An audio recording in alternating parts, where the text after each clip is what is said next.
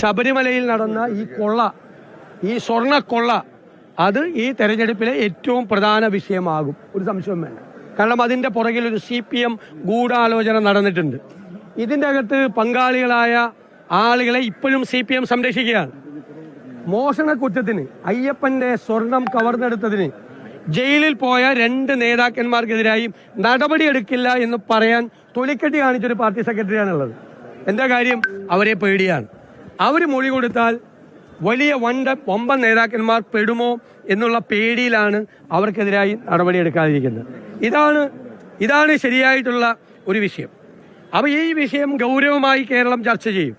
അയ്യപ്പൻ്റെ ശ്രീകോവിലിലെ വാതിലും കട്ട്ളയും ദ്വാരപാലക ശില്പവും കൊള്ളയടിക്കുകയും ഒരു പ്രാവശ്യം, രണ്ടാമത് കൊള്ളയടിക്കാൻ ആരും അറിഞ്ഞില്ല എന്ന് കണ്ടപ്പോൾ രണ്ടാമത് കൊള്ളയടിക്കാൻ ശ്രമിക്കുകയും ചെയ്ത ആളുകൾ മുഴുവൻ നിയമത്തിൻ്റെ മുന്നിൽ കൊണ്ടുപോകണം.